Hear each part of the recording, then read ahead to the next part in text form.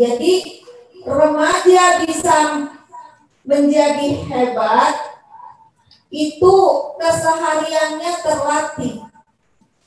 Lisannya senantiasa berzikir kepada Allah dalam setiap aktivitas yang dia lakukan. Baik aktivitas yang berhubungan dengan ibadah kepada Allah maupun aktivitas yang berhubungan dengan sesama manusia. Sholat full ingat Allah. Dijaga betul sholatnya. Jangan sampai sholatnya disambar setan. Dalam berdoa jangan sampai ingatan kita berdoa seharusnya kepada Allah ini ingatannya dipenuhi dengan khayalan, disambar setan juga. Puasa Senin Kemisnya dipenuhi dengan munajat kepada Allah, mulai dari sahur sampai dengan buka puasa. Duhanya juga begitu, berinteraksi dengan Allah, senantiasa hatinya berinteraksi dengan Allah. Begitu juga dalam amalan berhubungan dengan manusia, aktivitas sehari-hari, nyapu, belajar, bersih-bersih, apa saja yang dilakukan, selalu berharap ridha Allah, meminta kemudahan kepada Allah, minta disaksikan oleh Allah, minta diberi pahala oleh Allah, minta mendapat kemuliaan dari Allah. Jadi senantiasa berzikir. Olahraga juga begitu, berzikir kepada Allah. Ya Allah, semoga olahraga ini membuat saya kuat ya Allah. Kalau saya kuat, saya sehat, saya bisa ibadah ya Allah.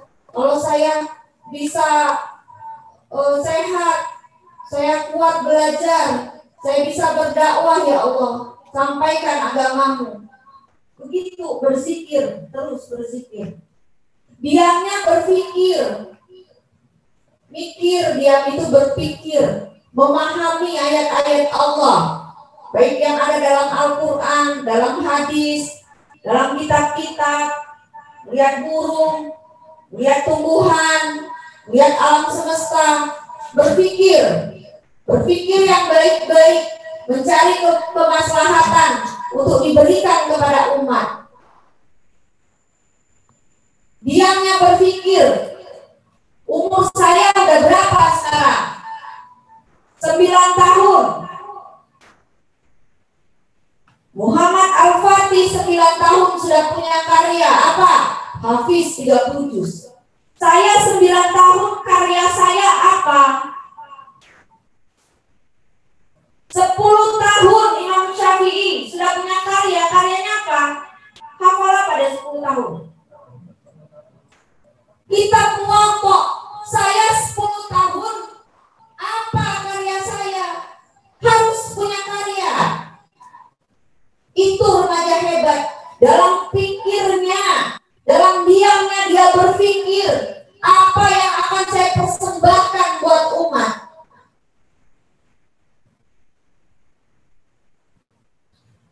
Ali bin Abi Thalib usianya 9 tahun punya karya. Mensukseskan hijrah Rasul.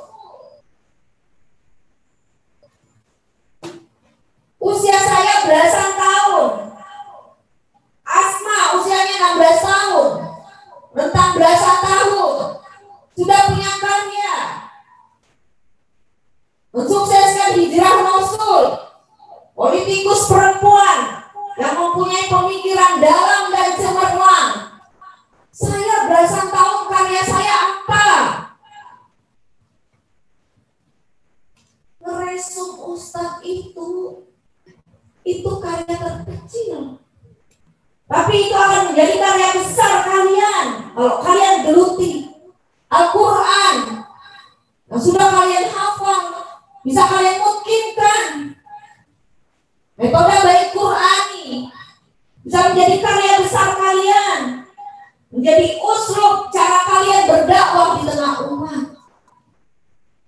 Pemahaman-pemahaman Al-Quran yang tiap subuh yang pada asar diberikan oleh Ustadz itu bisa menjadi penopang karya besar kalian.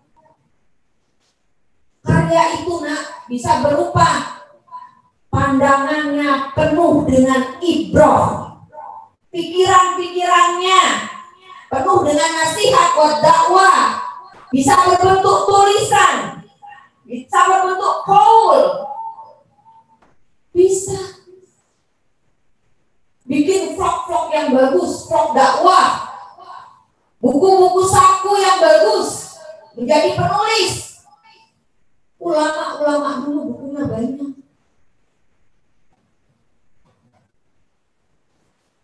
Itu remaja hebat. Beda dengan remaja yang tumbuh dan besar dengan pemikiran sekuler. Apa itu pemikiran sekuler? Pemikiran kehidupan yang jauh dari agama. Agama tidak ikut campur dalam kehidupan remaja.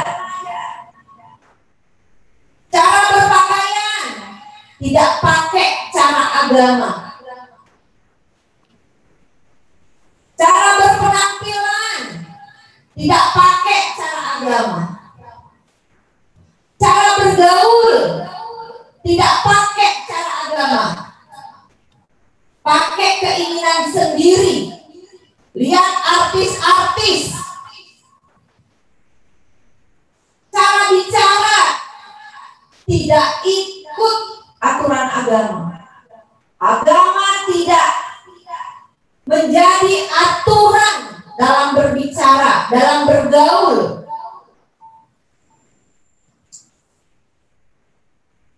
Ketika pilih teman, tidak menjadikan agama sebagai aturan memilih teman.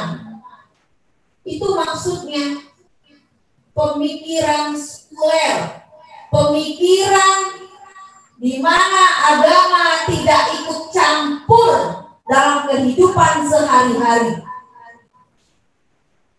Nah, pemikiran seperti itu melahirkan remaja yang rusak.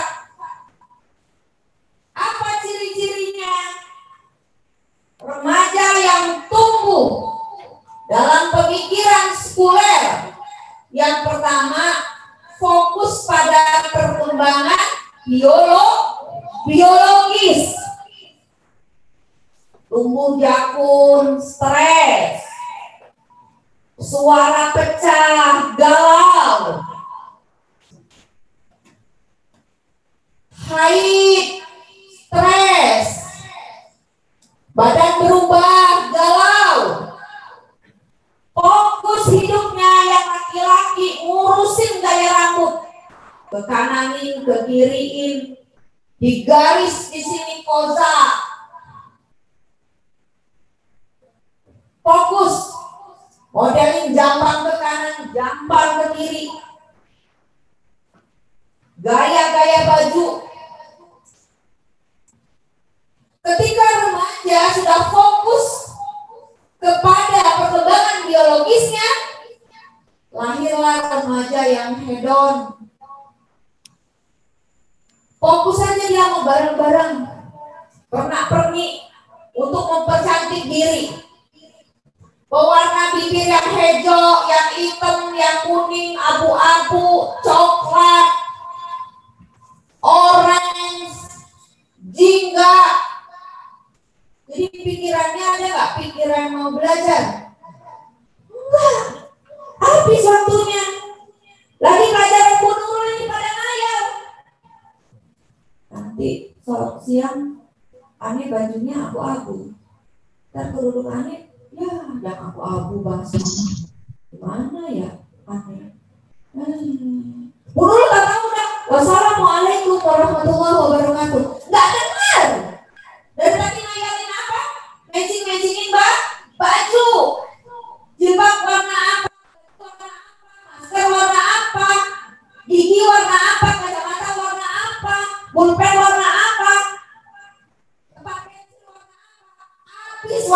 dimensi-mensinin begitu doang. Jadi diamnya bukan berpikir untuk memikirkan umat. Ya enggak? Yang kedua, remaja yang tumbuh dengan pemikiran sekuler, ya, mereka fokus kepada penerimaan lawan jenis. Saya ini, teman-teman udah pada punya pacar, saya enggak. Jangan-jangan saya enggak cantik, saya enggak laku, saya mulai itu pas belajar, aku tak secantik dia. Ya Allah, kenapa teman-temanku kau takdirkan sebagai perempuan cantik? Perempuan begitu. Orang dapat surat yang dalam dia. Harusnya yang dapat surat itu didoain, kasihan amat. Enggak? Jadi habis waktunya. Begitu juga yang laki-laki. Senang banget Kafka. Banyak yang mau. Doain tuh Kafka. Biar pada kuntilanak pada lari. Kafka. Bukan yang begitu. Tapi bilang bagus. Habis waktu. Itu Kak pikirannya. Itu salah. Ya. Kenapa tidak pernah mendapat surat dari laki-laki ketika belum mau menikah? Berarti dirinya terjaga. Maka berarti dia tidak terpesona. Kalau dia waris, berarti dia terpesona. Jangan terjebak sama pemikiran sekuler. Pemikiran sekuler membalik kesalahan menjadi sebuah kebenaran. Perempuan remaja yang populer adalah remaja yang diterima oleh lawan jenisnya. Itu salah. Penerimaan itu nanti ketika saatnya tiba. Kalau sudah mau menikah, ada yang caranya ta'aruf, baru dikhitbah, baru halal. Kalau sudah balik, ada kecenderungan terhadap lawan jenis, yang dilakukan bukan mencari pasangan, tapi dengan cara membekali diri. Yang perempuan belajar jadi ibu, belajar menjadi istri, aktivitas ibu apa saja, aktivitas istri apa saja, perempuan pengemban dakwah apa saja. Yang laki-laki juga begitu. Apa tanggung jawab ayah, apa tanggung jawab suami, bagaimana laki-laki pengemban dakwah membekali diri ketika ada kecenderungan terhadap lawan jenis. Tetapi pemikiran sekuler memberikan pandangan pada remaja, pandangan yang rusak. Kalau ada kecenderungan terhadap lawan jenis, beli es krim untuk nyatakan cinta, beli permen ada lambang love untuk nyatakan cinta. Itu rusak kan? Rusak, lempar kertas, tukar-tukaran surat dari kolom sekat. Itu pemikiran rusak. Jadi pertama tadi dia fokusnya kepada biologis, penampilan fisik. Galau, kalau tidak menarik itu galau. Yang kedua masalah, kalau dia belum dapat pasangan. Teman-teman udah dapat surat semua, dia belum, galau. Itu remaja pengaruh pemikiran sekuler. Yang ketiga, penerimaan teman sebaya. Jadi kalau teman sebaya nongkrong-nongkrong itu nggak mau nerima dia, itu masalah buat dia. Ya, misalnya ada kira-kira kalau kalian tuh ya tahajud, puasa Senin Kamis, mau gaul tuh keluar, jadi orang makan misalnya pas nanti liburan atau apa, makan yuk, anak saum. Tadi ajaknya lagi makan yuk, anak saum. Kira-kira mereka tuh agak sedikit sebel nggak? Nah, kalian merasa risih tuh nanti, merasa risih, karena mereka tidak bisa menerima kalian.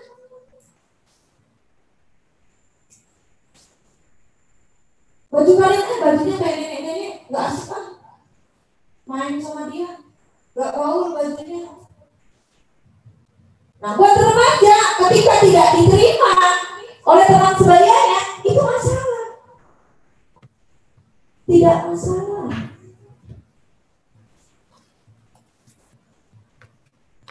Kedekatan remaja itu, remaja hebat pada siapa? Pada Allah. Pada siapa lagi? Rasulullah. Pada siapa lagi? Pada orang tua. Walaupun bersosial, pandangannya penuh dengan ibrah. Kalau penuh dengan ibrah itu, dia bergaul amar ma'ruf nahi munkar, tidak sia-sia. Buat kelompok studi klub, kan ada RPI. Nah, kelompok subuh tadi Bu Nur lihat, kelompok tuh sekarang sama siapa? Kajian Nahwadi bagus. Laki-laki kelompok juga di kamar mandi tapi. Apa itu di kamar mandi Mozart tadi? Nah, coba dia laki-laki, yang perempuan itu gak ada darahnya tadi Bu Nur lihat, langsung lihat nggak ada kepala Bu Nur sendiri.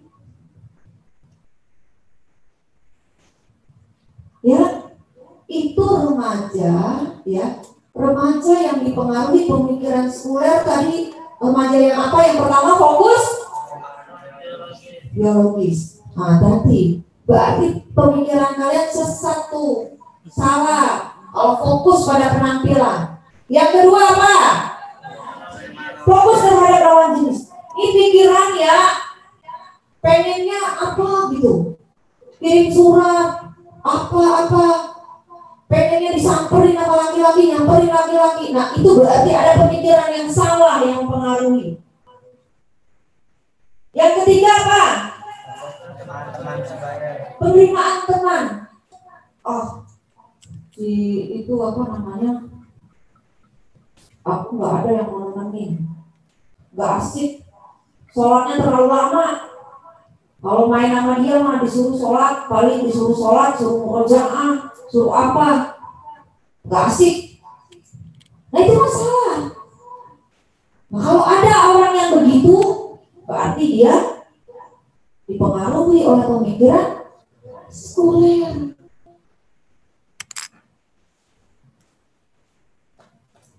Pengennya itu kongko-kongko sama teman. Kalau temennya main, dia main juga. Temennya punya pacar, dia punya pacar juga. Kadang tuh ya, dia nggak bisa cerita tuh, nggak bisa cerita. Tapi pengen diterima oleh kelompok yang ngomong pacaran aja. Cukup ngedenger aja tuh udah senang dia. Nah, itu salah. Ya, harus dilihat diri kita. PR dari Bu Nurul, nanti Jumat Bu Nurul ngisi udah selesai. Nanti abis ini Bu Nurul minta dikumpulin PR yang minggu-minggu kemarin. Ya, PR-nya adalah introspeksi diri. Ada gak pemikiran sekuler? Pada poin 1, fokus biologis. 2, 3, ada nggak? Setelah Bu Nur ngomong ini, ada nggak? Lagi mau berpikir, mau fokus biologis, apa-apa? Ya. Nah, terus mutabaahnya ditambah. Pak, mutabaahnya yang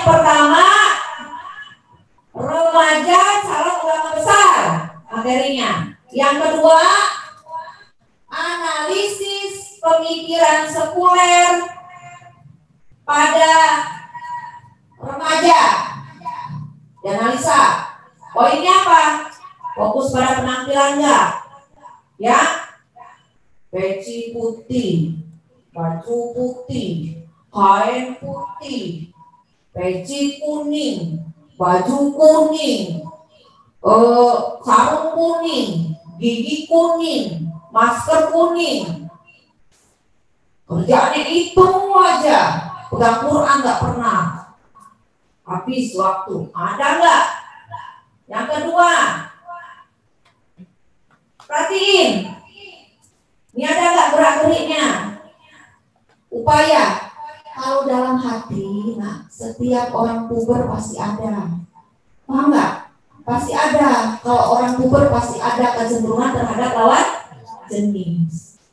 Tapi caranya gimana? Gak usah disebut, gak usah diceritakan, gak usah dituliskan. Berdoa aja kepada Allah. Gak usah sebut orangnya. Ya Allah, lindungi aku dalam masa ini.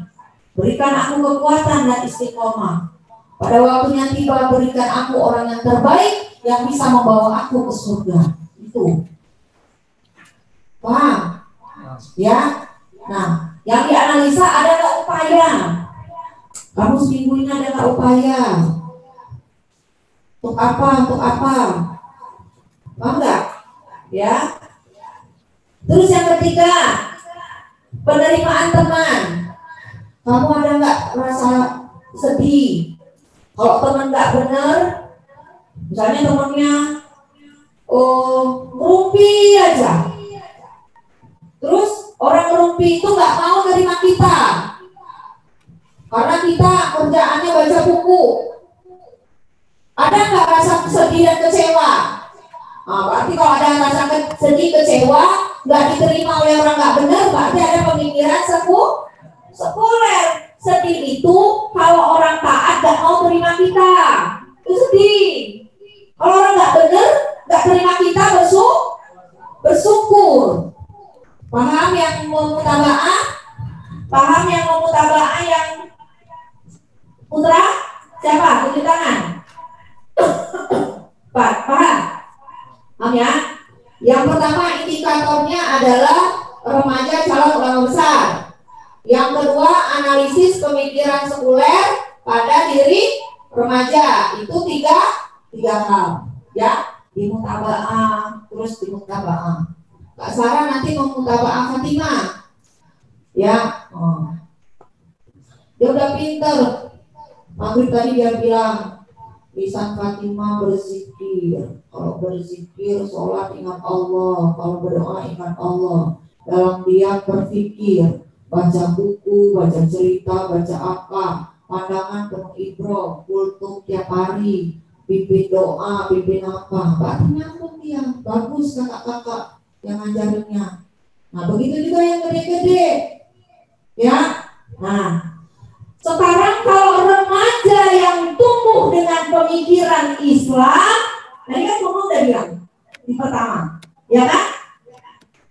Yang punya kecenderungan kepada Allah, memenangkan Allah, cinta kebenaran, senang mencari kebenaran, ya kan? Yang ketiga, berani mengungkapkan kebenaran, berani. Nah, itu ciri-ciri remaja yang tumbuh dengan pemikiran Islam, sehingga terbentuklah remaja yang visioner. Remaja visioner itu apa? Hidupnya itu untuk meraih ridho Allah semata. Beribadah meraih ridho Allah, meraih kasih sayang Allah, kemuliaan dari Allah, ingin menegakkan agama Allah. Hidupnya itu begitu. Bukan hidupnya itu pengen habis hari-harinya. Tadi mikirin apa? Pertumbuhan biologisnya, lawan jenis, pertemanan, itu aja. Enggak. Yang saya pikirkan hari ini ridha Allah apa yang didapat? Pahala apa yang sudah didapat hari ini? Itu remaja visioner. Yang kedua adalah fokus beramal soleh, ya kan? Kalau pengen dicintai Allah, dia pengen hidupnya itu dicintai oleh Allah, kemuliaannya mulia di hadapan Allah wa Rasul, maka dia fokus hari-harinya mencari amal-amal soleh, tidak meninggalkan yang wajib, menjalankan yang sunnah, menjauhkan yang subhat dan yang makruh, apalagi yang haram. Itu fokus hidupnya. Yang ketiga, amar ma'ruf nahi mungkar. Nah, mutabaah itu salah satu melatih amar ma'ruf nahi mungkar, ya, berdakwah. Nah, berikut ini Bu Nurul kemarin Bu Nurul contohkan bagaimana Mus'ab bin Umair, ya kan, secara sepintas. Sekarang kita akan melihat bagaimana sosok generasi hebat pada masa Rasul yang tumbuh dengan pemikiran Islam, yang visioner, yang fokus amal soleh dan senantiasa berdakwah. Siapakah dia? Pertama, sosok Ali bin Abi Thalib.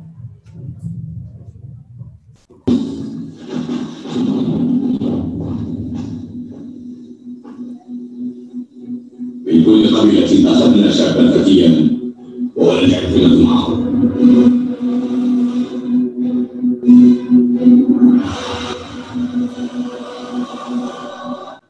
Ini saat Rasulullah, ya, rumahnya dikepung pada saat hijrah dari Makkah ke Madinah, dan Ali tertunjuk untuk tidur di tempat tidur Rasulullah Shallallahu Alaihi Wasallam.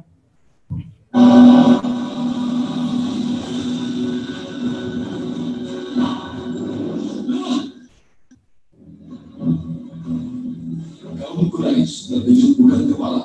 Nabi Muhammad Sallallahu Alaihi Wasallam yang diincar untuk dibunuh ternyata tak ada di tempat tidurnya. Mereka justru menemukan Ali bin Abi Thalib. Inilah salah satu peristiwa besar yang diterangkan Ali bin Abi Thalib yang sekaligus membuktikan keberaniannya dalam membela agama dan Rasulullah Sallallahu Alaihi Wasallam, sekalipun harus mempertaruhkan nyawanya.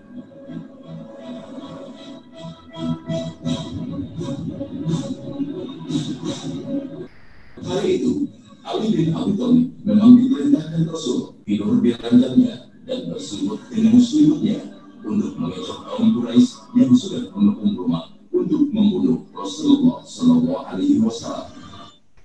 Anak 9 tahun tuh, ya, fokus pikirannya apa? Dakwah, visioner, meraih ridho Allah, nggak main-main.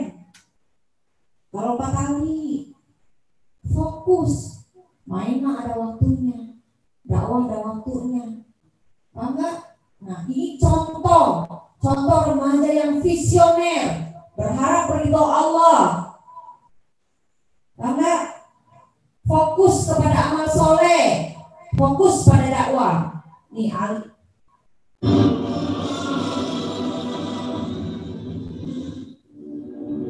Berkat pertolongan Allah, Rasul berhasil keluar dari rumahnya tanpa diketahui mereka dan langsung melakukan perjalanan hijrah ke Madinah. عليك من المكانة هذا الفتى يجتدي بنفسه أيها الناس الحال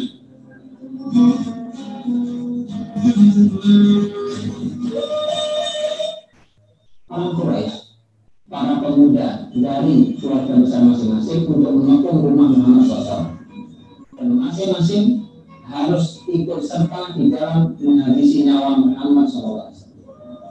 Itu artinya apa? Kalau kemudian Ali tidur di tempat tidur Nabi, Ali berselimut dengan selimut Nabi, kemudian mereka memaksa masuk ke rumah Nabi malam itu, tanpa mereka melihat siapa yang tidur, langsung mereka terbang, berarti Ali akan mati. Tapi inilah keberaniannya, kepasrahan yang tinggi atas perintah asal ini adalah perintah Rasulullah SAW. Itu sederhana berarti.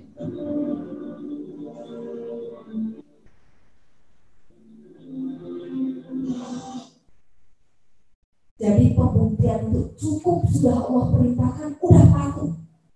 Cukup Rasulullah perintahkan, udah patuh.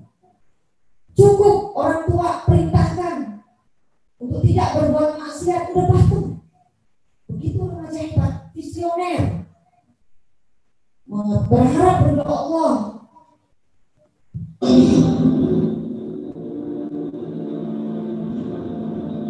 Ali bin Abi Thalib, seorang kesatria Bani Hashim, dikenal memiliki keberanian yang luar biasa dengan keahlian seni perang yang cukup tinggi. Keberaniannya di masa awal usia 9 tahun itu berkembang pesat karena dalam jiwa yang tadi apa? Visioner, fokus amal soleh, fokus dakwah, sehingga dia menjadi remaja pemberani.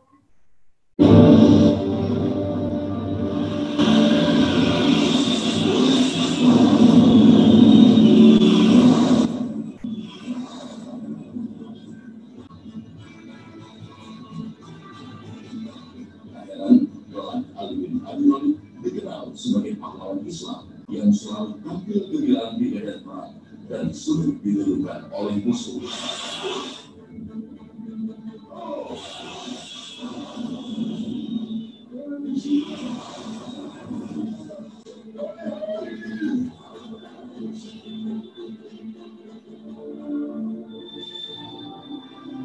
Di balik keperkasaannya, ia juga dikenal sebagai lautan ilmu dan menjadi rujukan ilmu Islam hingga kini. Babul ilmi, Ali bin Abi Thalib itu babul ilmi. Berarti sebagai bukti apa dia? Dia cinta ilmu. Lahir di Mekah sekitar tahun 600 Masehi atau 10 tahun sebelum Nabi Muhammad diangkat sebagai Rasul. Dalam sebuah riwayat, Ali bin Abi Thalib lahir di dalam Ka'bah, satu-satunya manusia yang lahir di dalam bangunan sederhana yang paling disucikan umat manusia.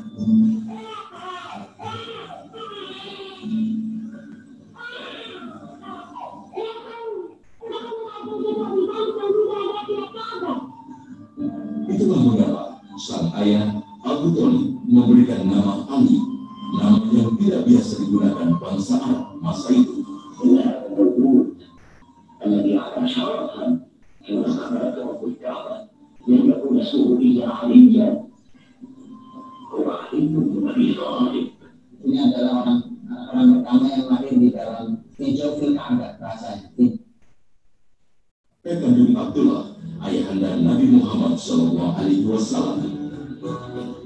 Ali dan Rasul terikat dalam kekerabatan dekat, sama-sama berasal dari tulang sulbi tokoh besar Quraisy, yaitu Abdul Muthalib. Di usia 6 tahun, Ali bin Abi Thalib diambil oleh Muhammad untuk diasuh di keluarga mulia, pasangan Muhammad dan Khadijah. Kenapa dia menjadi hebat? Karena dia tumbuh dengan pemikiran Islam. Dia besar bersama siapa? Rasulullah SAW dan istrinya Ibunda Khadijah. Tentu diajarkan akidah wa syariah, bukan pemikiran yang sekuler. Ini terjadi saat musim paceklik melanda kota Mekah sehingga membuat sulit kehidupan masyarakat, termasuk Abu Thalib yang merasakan kesulitan hidup karena tidak memiliki harta yang cukup. Ali bin Abi Thalib diminta oleh Nabi untuk tinggal bersama Nabi dan diasuh di dalam asuhan Nabi SAW. Makanya itu sangat istimewa. Dan Ali itu adalah, makanya nanti Ali adalah menjadi seorang anak yang tumbuh langsung dalam bimbingan Rasulullah SAW. Di saat itu belum jadi Nabi, tapi Nabi Muhammad dan Khadijah adalah sepasang suami istri yang dua-duanya penganut Al-Hanifiyah. Al-Hanifiyah itu artinya adalah mereka yang tetap menjaga kebaikan sebagaimana ajaran Islam.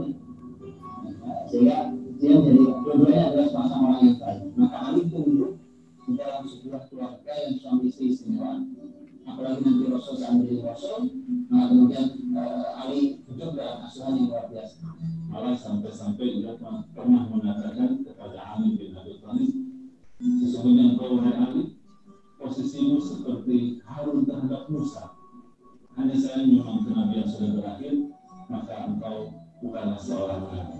Di dalam beberapa riwayat yang lain juga pernah mengatakan,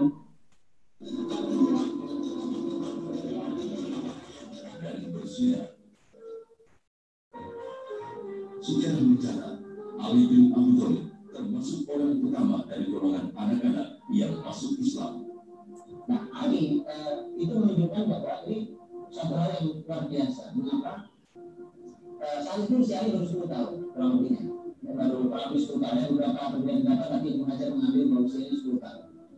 Usia 10 tahun zaman itu belum balik. Hari ini pun juga belum balik, menjelang balik. Usia 10 tahun Ali itu telah mampu menjadi seorang anak yang bisa membedakan antara yang hak dan batil. Dia sudah bisa tahu mana yang benar, mana yang salah. Untuk itulah kemudian begitu datang kebaikan, tahu karena sudah dididik dengan pendidikan yang bersih sejak awal. Itu adalah Muhammad SAW. Maka begitu datang wahyu, maka Ali tinggal mengimani saja. Dan nanti dibimbinglah di suasana itu. Jadi Ali itu dari awal hidup dalam bimbingan keluarga nubuah.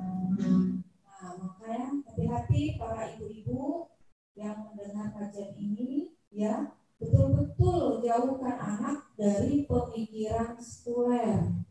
Kalau anak ya sudah terkotori dengan tercemari dengan pemikiran sekuler, maka kepribadiannya akan jauh dari Islam. Tapi kalau dia dibentuk dengan akidah wa syariah, maka dia bisa menjadi anak hebat. Rasulullah SAW hijrah ke Madinah tanpa membawa putri cintanya Fatimah Az-Zahra.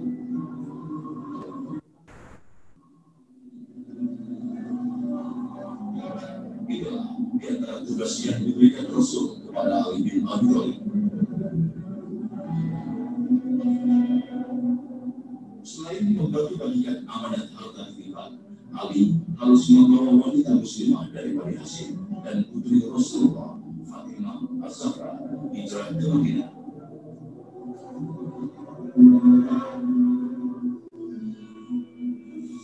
Ali pun beralih usia dari secara terang-terangan sehingga mulai dikenali kaum Quraisy. Kaum Quraisy pun berusaha untuk menghentikan rombongan wanita yang dipimpin Ali bin Abi Thalib.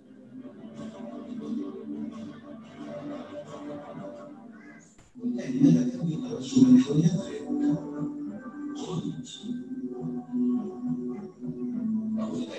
tahu dari KBI Orang hebat gak? Hijrah siang hari dia nantangin banget gak? Bukan orang berani.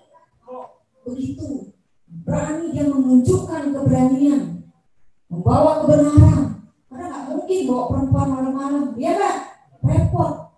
Makanya Rasulullah tunjuk Ali karena udah terbukti kecil aja dia berani. Seluruh suku akan bunuh Rasulullah, dia berani tinggal di tempat tidur Rasulullah. Apalagi pas dia dewasa, makanya dia yang tertunjuk.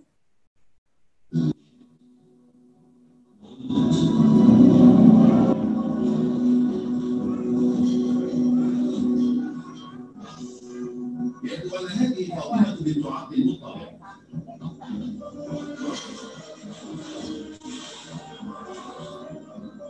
وهذه فاطمة بنت أسد والدته وهذه أيضا فاطمة بنت محمد.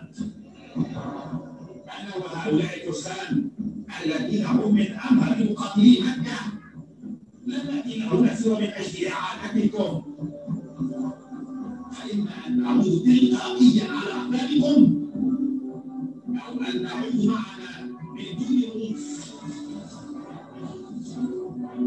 هيا يا فرسان مكة، رأيت أن هذه القافلة وأنا سأتكفل بأمرها بنفسي.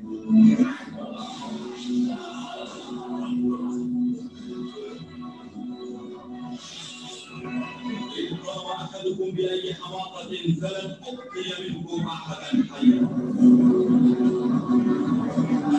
Kenapa dia begitu berani?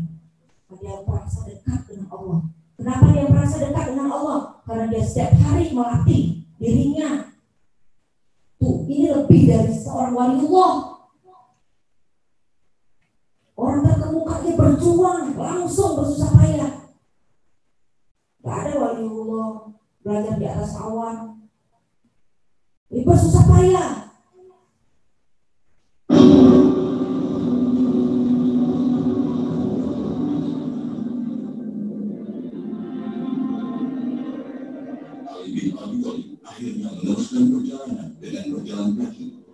sebuah kendaraan digunakan para wanita hingga tiba di Kuba dan bergabung dengan Rasulullah SAW.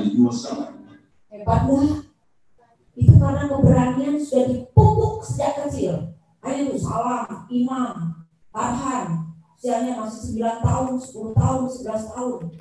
Mulai sekarang berani, nanti dewasanya lebih berani lagi. Begitu juga Fatimah, masih kecil, berani, nanti lebih gedenya lebih berani. Kalian tuh masih 11-11 tahun.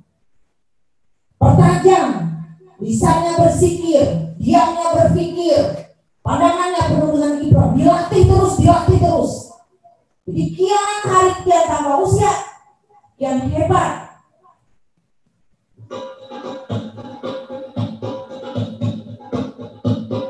Terharu melihat kegigihan Ali. Berjalan sejauh hampir 500 km, hingga kakinya menggerakkan terluka. 500 km berjalan kaki sampai itu berdarah, hancur kakinya. Ya, perjalanan apa itu? Perjalanan hijrah. Momentum hijrah ini, momentum kalian mencontoh kehebatan Ali bin Abi Thalib, keberanian Ali bin Abi Thalib, kedekatan Ali bin Abi Thalib dengan Allah.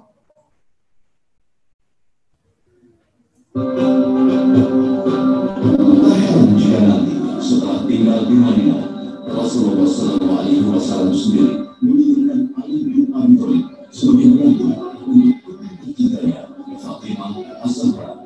Sebenarnya Ali satu saat sampai dia menikah dengan Fatimah, dalam kisah disebutkan bahwa ada salah seorang pembantunya yang datang ke Ali kemudian mengatakan, tidakkah kamu datang ke Nabi untuk melamar Fatimah? Karena Fatimah ini sudah dilamar, sudah mau dilamar, jadi Anda datanglah ke Rasul untuk minta dinikahkan. Kemudian Ali setelah itu datang ke Nabi SAW, datang ke Rasul. Ya, kemudian Ali bertanya, kenapa kesini pada Ali? Nabi mengatakan, tidak ya Rasul, dia diam saja. Nabi SAW mengatakan, seperti kau yang melamar Fatimah. Kalau orang tidak disebutkan dalam sejarah, dari mana Nabi tahu bahwa Ali mau melamar Fatimah, apakah karena wahyu atau karena ada informasi yang masuk Rasulullah SAW.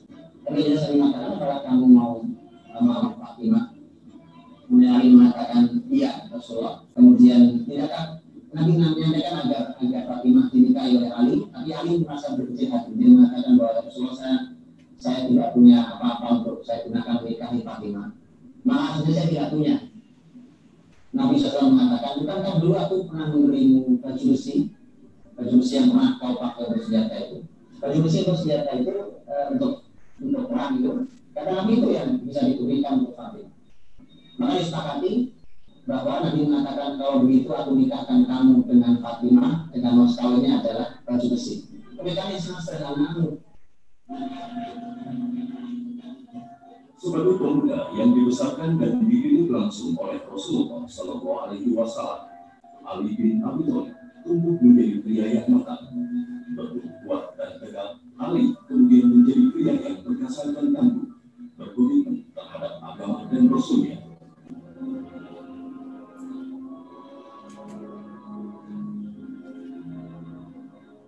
Keberkasaannya ditunjukkan di setiap peperangan bersama Rasulullah SAW. Ia bahkan selalu tampil dan menjadi perisai Rasulullah SAW.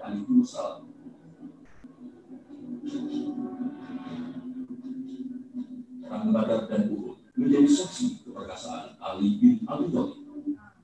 Jadi kehebatan itu dilatih. Saya di pondok nih, guru udah tunjuk, misalnya si Eji, si Fajrul, bina anak-anak, bina adik-adiknya harus tampil menjadi perisai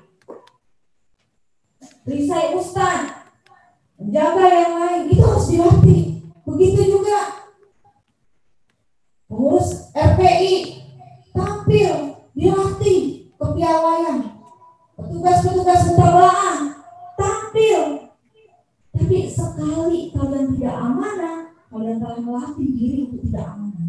Tapi kalau sekali kalian amanah, terus amanah, biasanya kalau amanah tambah lagi nggak mau guru amanahnya, tambah lagi nggak? Nah kalau ditambah lagi amanah, itu terbukti bahwasanya kita amanah.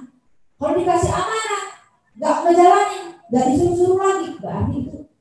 dipercaya lagi. Jadi dilatih, terus melatih diri.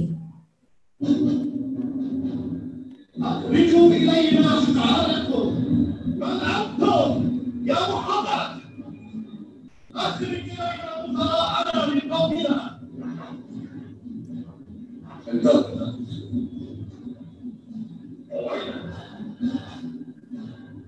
وأنا وعلي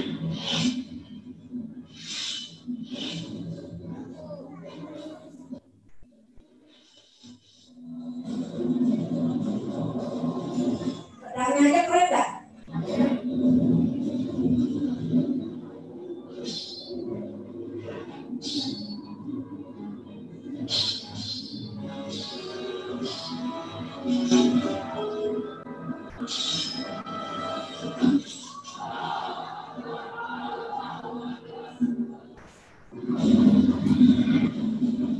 Sejarah pun mencatat Ali bin Abi Thalib menjadi satu-satunya pahlawan Islam yang berani tampil menghadapi tantangan jawara Quraisy paling tangguh, Amr bin Abdul dalam perang Khandaq.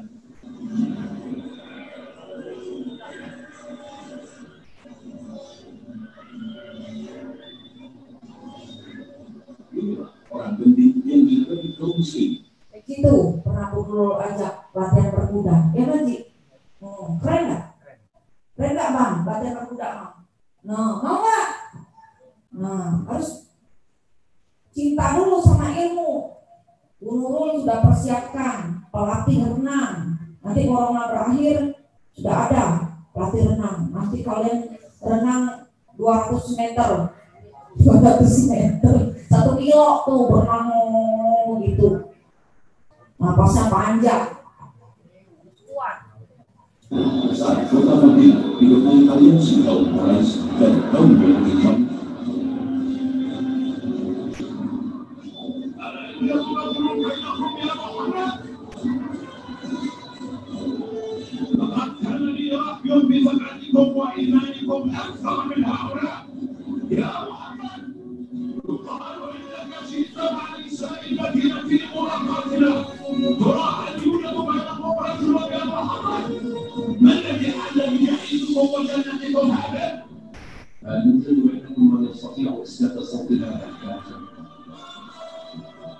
يوجد بينكم من يستطيع أن يسكت صوت هذا الكافر؟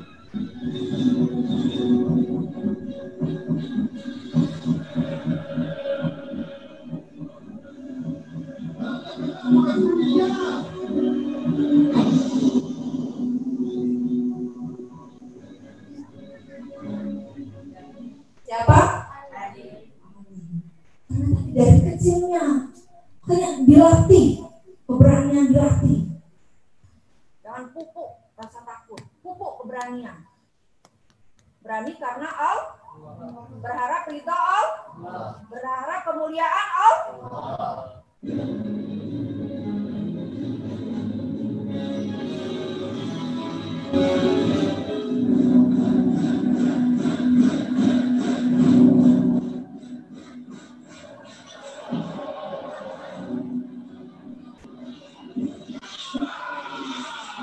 Teriakan takbir Ali menuntut kemenangan perang yang sempat membuat gentar kaum muslim.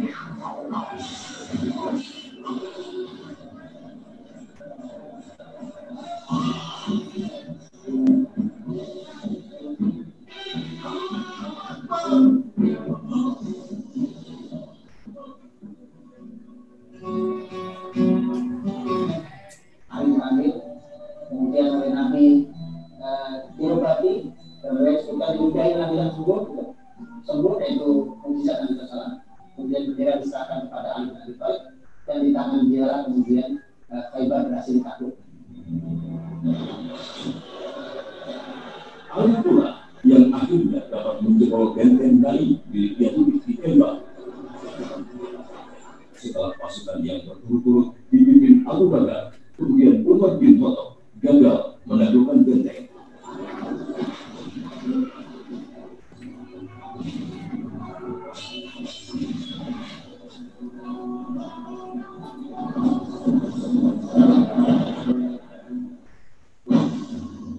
Ya Khalid, ألم تكن تطلب مبارزا ها أنا ذا علي بن أبي طالب ربيب محمد رسول الله.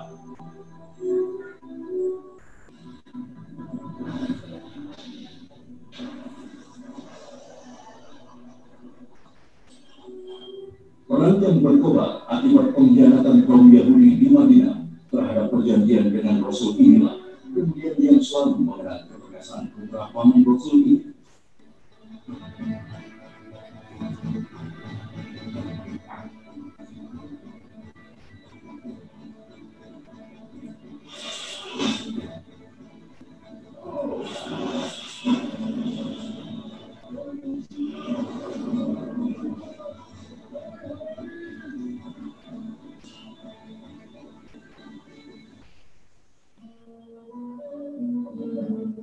Pada tahun 11 Hijriah, bertepatan dengan tahun 632 Masehi, Rasulullah Shallallahu Alaihi Wasallam wafat. Kesedihan kaum muslimin tak bisa dibendung. Kaum muslimin seakan kehilangan induknya hingga terjadi suksesi kepemimpinan di Saqifah yang sekaligus menandai pengangkatan Abu Bakar Siddiq sebagai khalifah pertama dalam Islam. Nah, jadi anak-anak sekalian, tadi ya, jauhkan dari pemikiran sekuler. Apa pemikiran sekuler yang merusak remaja? Fokus kepada perkembangan biologis, fokus kepada lawan jenis, fokus kepada teman sebaya. Nah, remaja yang tumbuh dengan pemikiran Islam itu yang pertama remaja visioner, yang kedua remaja fokus kepada amal soleh. Yang ketiga apa? Fokus pada dakwah. Contohnya tadi siapa yang Bung tampilkan? Ali bin Abi Thalib. Nah, itu aja dari Bu Nurul. Ya, anak-anak yang di rumah diresum. Terus nanti tolong buat yang kelas online ya, Ustazah yang dampingi, tolong seminggu sekali di mutabaah. Teknisnya gimana, tanyakan aja sama Bu Aziza. Jadi indikatornya udah 2 ya. Yang pertama apa? Remaja calon ulama besar. Yang kedua, analisis pemikiran sekuler ya pada remaja. Ada apa enggak? Itu seminggu sekali. Minggu kemarin laki-laki udah mutabaah semua belum? Sudah? Perempuan? Sudah semua? Nah, yang belum dikejar ya. Biasanya terakhir hari apa? Nah, itu jangan sampai enggak. Fatimah nanti mutabaahnya sama Kak Sarah. Ya, kelompok sama Kak Sarah. Nah, itu aja dari Bu Nurul. Billahi taufiq wal hidayah. Assalamualaikum warahmatullahi wabarakatuh.